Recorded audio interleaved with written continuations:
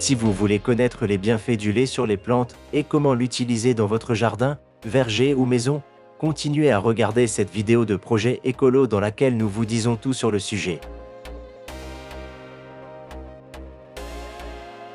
1.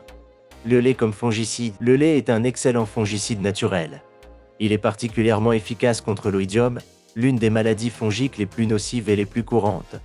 Ces spores sont présentes pratiquement partout, propagées par la pluie, le vent et les animaux. Heureusement, il a été démontré que le lait est un fongicide aussi efficace que les produits chimiques synthétiques et le soufre. Vous pouvez donc traiter l'oïdium sur vos plantes pour très peu d'argent et naturellement en utilisant du lait. Pour fabriquer un fongicide maison avec du lait, suivez ces étapes. Versez 10 parts d'eau pour un part de lait dans un flacon pulvérisateur. Pulvérisez vos plantes environ toutes les 2 semaines, en faisant attention à l'arrière et au-dessous des feuilles, ainsi qu'aux tiges et aux fruits. À cette concentration, le fongicide du lait est une bonne méthode préventive, tandis que si vos plantes ont déjà été infectées, nous vous recommandons d'utiliser une concentration de lait plus élevée et de pulvériser les plantes quotidiennement pendant 3 jours consécutifs. 2. Le lait comme outil désinfectant. Bien que la meilleure option pour désinfecter les outils de taille soit toujours l'alcool ou une préparation équivalente, vous pourriez vous retrouver dans la situation de ne pas disposer de désinfectant pour vos outils lorsque vous en avez besoin. Tailler sans désinfecter est très dangereux pour vos plantes et peut entraîner de véritables complications. Une solution alternative consiste donc à nettoyer les outils que vous souhaitez désinfecter avec du lait. Celui-ci a la capacité d'agir comme désinfectant et, comme nous l'avons déjà dit, comme fongicide, il vous aidera donc à prévenir la propagation involontaire de maladies lors de la taille ou du traitement de vos plantes. Avant de continuer, mettons-nous à l'épreuve. Lequel de ces aliments n'est pas utilisé comme fongicide? A. Oignon. B. Ail. C. Tomate. Réfléchissez bien car à la fin de la vidéo vous pourrez vérifier si vous aviez raison. 3.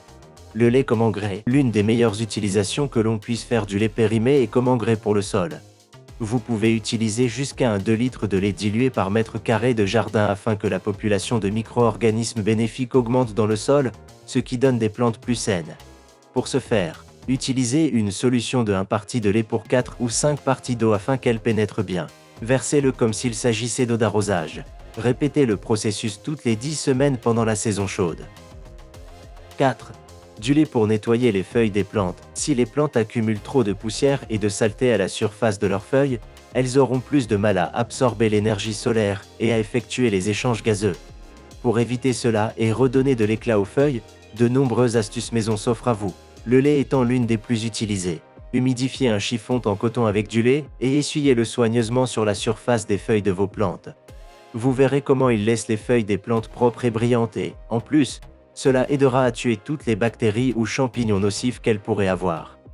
Comment utiliser le lait pour les plantes? Nous savons que le lait est un produit précieux, alors ne vous inquiétez pas. Ce n'est pas nécessairement que vous achetez du lait expressément pour l'utiliser sur vos plantes, car la bonne nouvelle est que le lait périmé, qui n'est plus propre à la consommation, reste également utile pour les plantes. Dans tous ces cas, il est recommandé de conserver le lait au froid, et pour ces utilisations, peu importe qu'il s'agisse de lait entier ou écrémé, ni qu'il contienne ou non du lactose. Le plus important est de ne jamais dépasser les quantités de lait à utiliser. Si vous utilisez trop de lait, vous pourriez provoquer des blocages ainsi qu'une mauvaise odeur due à une trop grande quantité de lactose décomposée. Dans le même cas, un excès très marqué annulerait les bienfaits de la substance, ce qui aurait des conséquences néfastes sur la plante.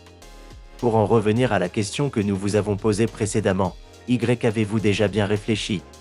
La bonne réponse est C, car l'ail et l'oignon sont des fongicides naturels largement utilisés pour lutter contre les champignons. Si vous voulez continuer à en apprendre davantage sur l'entretien des plantes, ne manquez pas la playlist que nous vous laissons ici. Dites-nous, allez-vous commencer à utiliser du lait pour vos plantes? À bientôt les écolos!